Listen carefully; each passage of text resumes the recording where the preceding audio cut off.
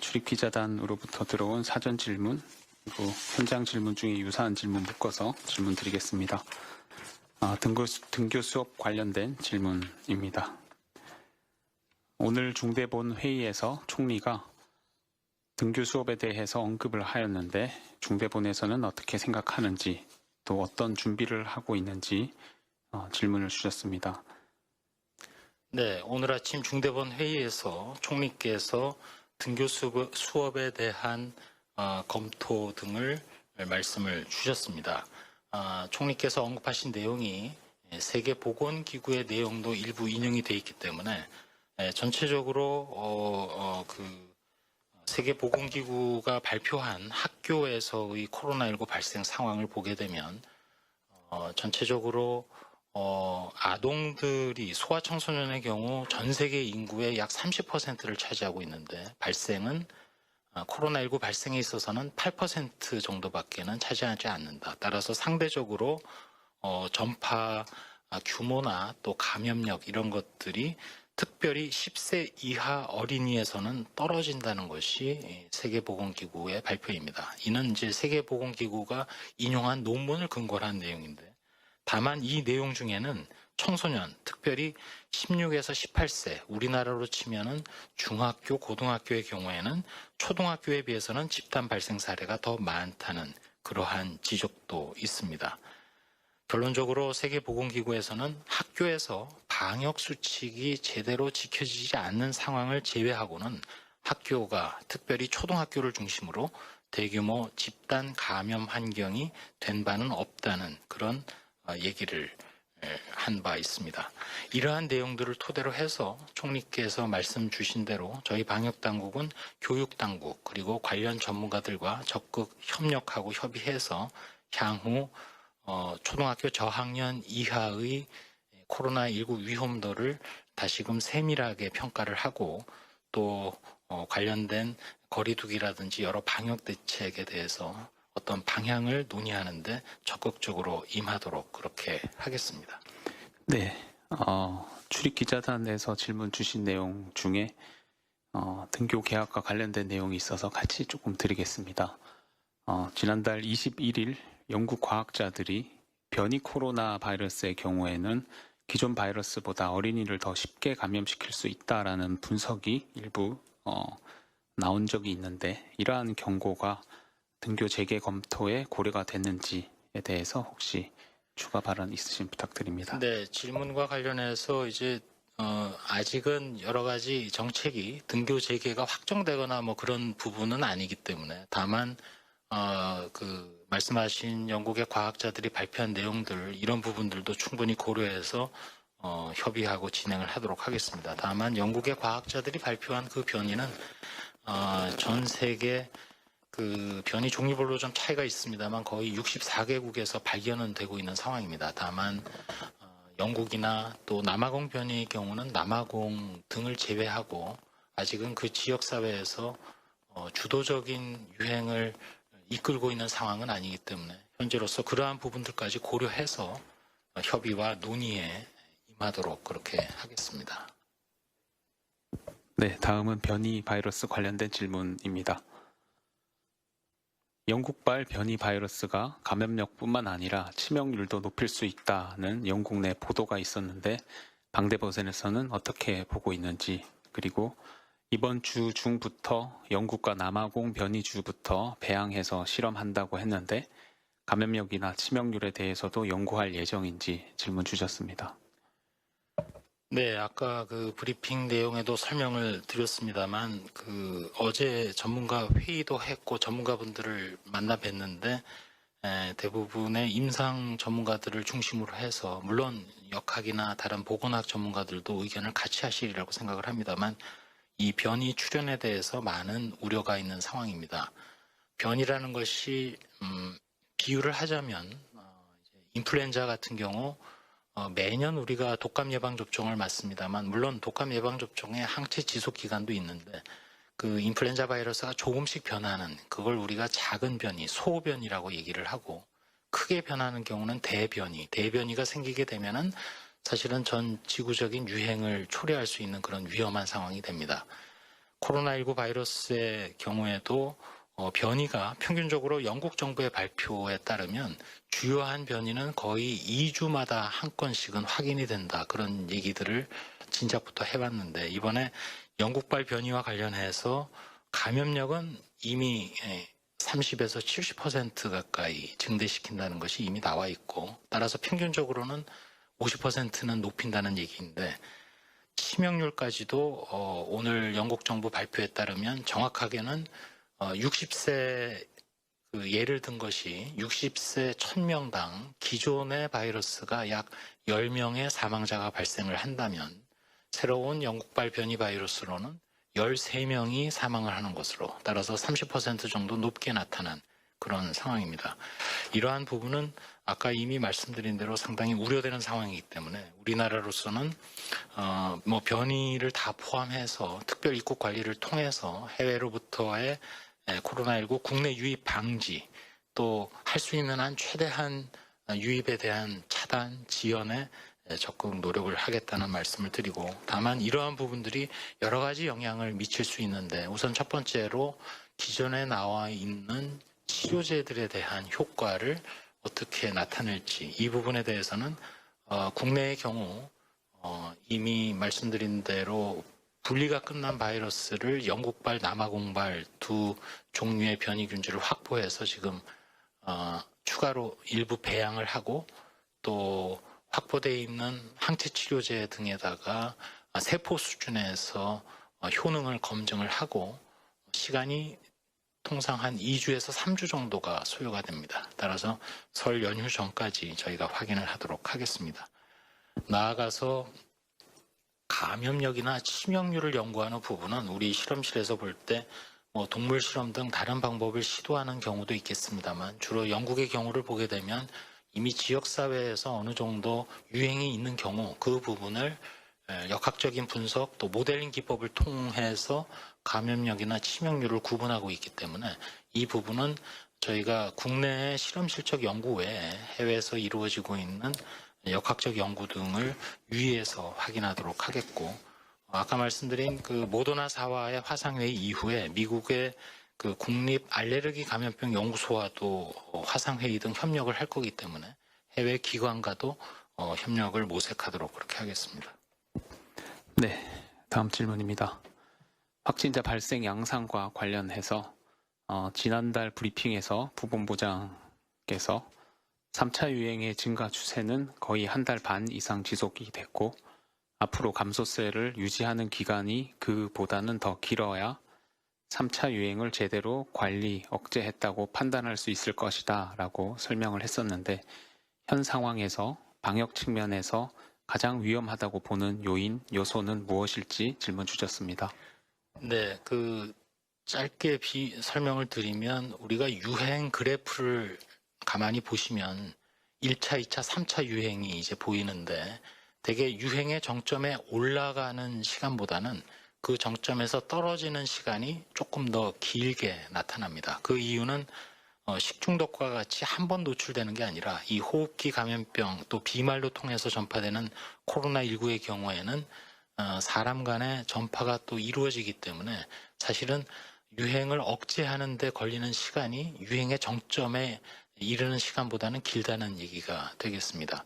지금 분명히 지난 제 기억으로는 아마 12월 24일, 5일 그때가 이번 3차 유행의 최고 많은 확진자가 저희가 파악한 시기로 생각합니다. 4자릿수를 저희가 기록을 했는데 그 시점까지 올라가기까지 거의 한 달 보름 정도부터 유행의 정점에 다다랐습니다. 지금 그 이후 거리두기를 철저히 시행하면서 유행이 감소하고 있는 것은 틀림없습니다만 이 감소 추세가 상당한 시간이 걸리는 것이 사실이고 그 가운데 가장 우려하는 것은 산밀의 환경에서 많은 사람들이 또 폭발적인 유행을 일으키게 되면 그 집단이 또 다른 유행을 주도할 수도 있는 상황이기 때문에 그 부분을 우려하고 있습니다. 저 방역당국의 실무자로서는 특별히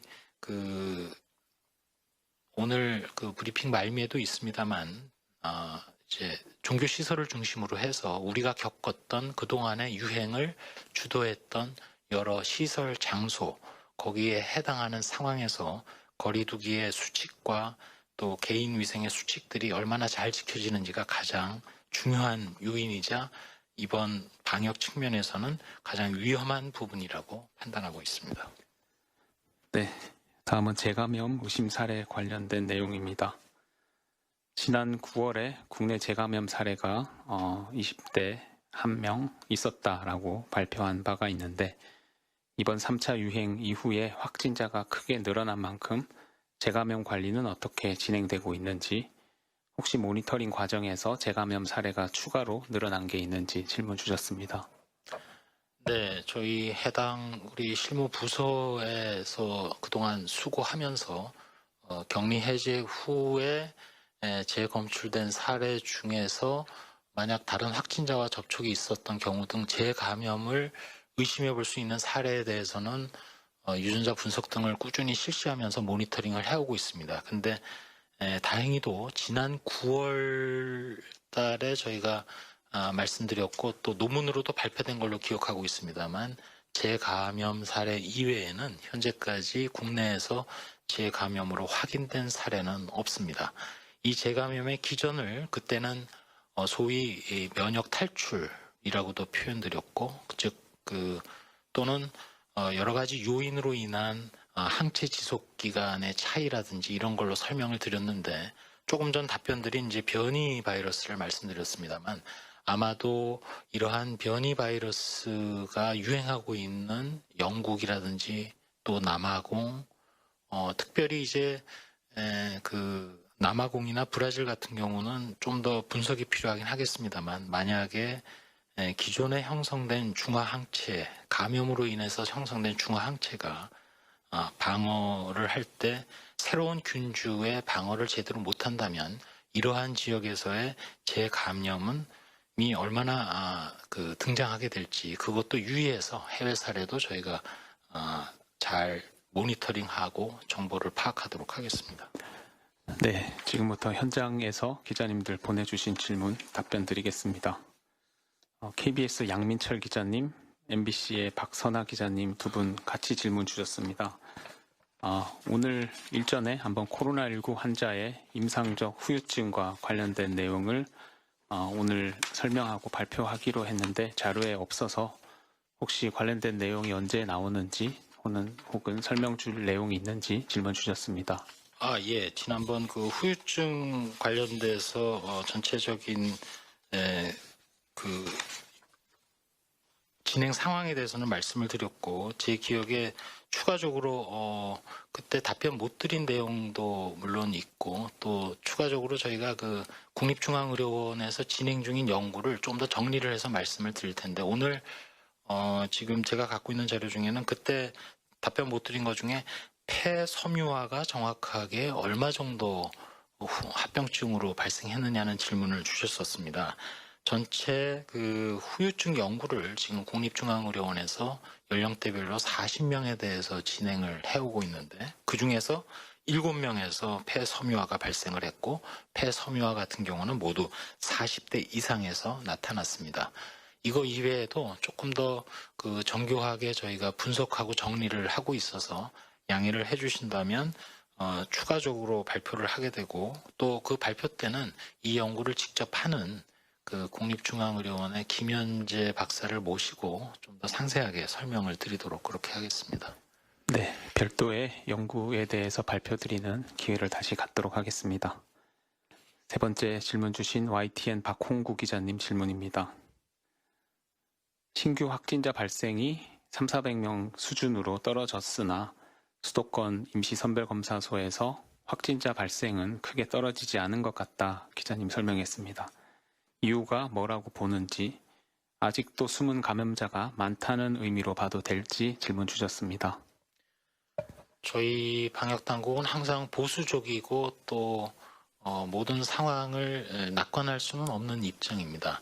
코로나19의 경우 거듭 말씀드렸습니다만 무증상 감염이 연구에 따라 다르다고 말씀을 드렸고, 어떤 경우 40%, 어떤 경우는 절반 이상, 60%까지도 얘기를 하고 있고, 따라서 지금 우리가 발견하고 있는 신규 확진자, 물론 접촉자 추적이라든지 역학 추적 조사를 제외하고 아마도 지역사회에 발견하고 있는 확진자 숫자 이외에 숨어있는 규모도 특히나 조용한 전파의 경우 상당히 있을 거라고 판단을 하고 있습니다. 또 지금 400명 수준이 돌이켜보면 제 기억에 2차 유행 당시 최고 정점에 이르렀던 환자 수가 약 400명대 중반으로 기억을 하고 있습니다. 따라서 지금은 3차 유행을 거쳐서 4자릿수에서 3자릿수로 내려갔기 때문에 상당히 감소했다고 말씀은 분명히 드립니다만 돌이켜 2차 유행 당시로 돌아가 보면 지금의 상황은 사실은 2차 유행의 정점 또는 그 정점보다도 약간 못 미치는 정도로 상당히 환자 발생이 많은 상황입니다. 따라서 아직도 지역사회에는 분명히 조용한 전파 또 숨어있는 감염이 많이 있고 이들 전파가 언젠가 문제를 일으킬 것이 아까 말씀드린 산밀의 환경, 특별히 종교시설 또 요양병원 등 의료기관, 복지시설 등 그동안 우리가 경험했던 환자가 많이 발생했던 지역에서 모습을 드러낼 가능성이 있기 때문에 계속해서 철저한 거리두기나 방역수칙의 준수가 필요한 이유가 바로 그 부분입니다. 네. 다음 현장 질문입니다. KBS 양민철 기자님 질문 주셨습니다. 국립감염병연구소와 모더나 간의 mRNA 백신 관련된 기술 협력의 초점이 국내에서도 mRNA 백신 개발을 위한 협력인지 아니면 모더나 백신의 국내 위탁 생산과 관련된 부분인지 질문 주셨습니다. 이 부분은 아직은 일단 화상회의가 진행이 돼야 되는데, 직접적으로 말씀드린다면 이제 백신 주권의 확보, 코로나19 백신이 이번에 국내에서도 지금 회사별로는 5개 회사가 6가지의 백신이 진행되고 있고 다만 백신의 플랫폼 중에 전 세계적으로 속도도 가장 빨랐고 또 여러 가지 임상 실험 후의 결과에 있어서도 이미 전문가 집단의 검토까지 끝나고 허가까지 난 백신의 대표적인 것이 다 플랫폼은 mRNA 백신입니다. 근데 국내에서는 mRNA 백신과 관련해서 연구가 아주 미미한 그런 상황이기 때문에 이 부분은 저희 그 국립감염병연구소를 중심으로 해서 이미 개발에 성공한 업체 그리고 미국의 우리의 카운터 파트너라고 할 수 있는 국립보건원의 국립감염병 알레르기 연구소 등과 계속 협력을 하면서 국내의 mRNA 백신 개발을 위한 협력에 기반을 닦는 데 주력을 하겠습니다. 이를 위해서는 또 일단 화상회의를 통해서 아직은 처음이기 때문에 진행하면서 저희가 그 구체적인 내용은 협의를 통해서 또 국내에서도 관련된 연구진 또 개발업체 등과도 대화를 하면서 실질적으로 mRNA 백신이 국내에서 개발되고 또 생산이 진행될 수 있도록 방안을 모색해 보겠습니다. 네. 현장 질의는 현재까지 들어온 내용입니다. 확인해 달라는 내용은 연합뉴스 김장현 기자님 완치자 후유증 관련돼서 추가 발표 일정 질문 주셨습니다. 이 부분은 협의를 해서 저희가 보도 계획이나 또는 기자단을 안내드릴 계획으로 생각하고 있습니다. SBS 박수진 기자님 추가 질문 방금 하나 주셨습니다. 먼저 설명드리면 오늘 주간 일평균 확진자가 384명으로 57일 만에 300명대로 떨어졌다라고 설명하시면서 거리두기 전환 기준으로 보면 2단계에 해당하는 수치가 나왔는데 관련해서 거리두기 하향 조정 가능성에 대한 기대도 있다 설명했습니다. 이 수치에 대해서 방대본은 어떻게 해석하고 있는지 또 거리두기 하향 조정 관련해서 방대본에서는 어떤 입장인지 궁금하다는 질문입니다. 네, 이 부분은 제 기억으로는 아마 중수본 브리핑 때도 이미 말씀을 드린 것 같습니다만 일단은 1월 31일까지 저희가 그 거리두기에 대한 단계가 지금 진행이 되고 있고 또 아까 질문 답변 과정에서도 말씀을 드렸습니다만 유행의 정점까지 가는 것보다 또 정점에서 내려오는 것 자체가 시간이 좀 더 오래 걸리는 상황이고 또 한 상황에서 설 연휴라든지 또 개학이라 하면 사실은 형태가 어떻게 될지 모르지만 어쨌든 또 다른 그 방역 측면에서 고려해야 될 상황들이 목전에 있는 상황입니다. 따라서 그러한 부분들을 다 고려를 해서 저희 중대본을 중심으로 또 생활방역위원회까지 있기 때문에 그런 부분들을 논의하면서 정리가 이루어질 거라고 생각합니다. 다만 기존의 그 거리두기와 관련해서 이미 보건복지부 장관께서 또 중대본 내에서도 좀 더 정교하고 또 현장을 반영한 어떤 거리두기 원칙, 수칙 이런 것들의 개발을 말씀하신 걸로 제가 기억하고 있기 때문에 그런 부분에 대해서도 저희 방대본이 역학적 분석 자료 등을 토대로 해서 적극 임하도록 하겠습니다. 네, 질의응답은 이상 마치겠습니다. 마무리 발언 전에 브리핑 일정 안내 하나 드리겠습니다. 다음 주 월요일 25일은 질병청, 보건복지부, 식약처 이렇게 3개 기관이 업무 보고를 한 발표의 브리핑을 오후 5시에 개최할 예정에 있습니다. 그래서 오후 2시에 하는 방대본 정례 브리핑은 미개최됩니다.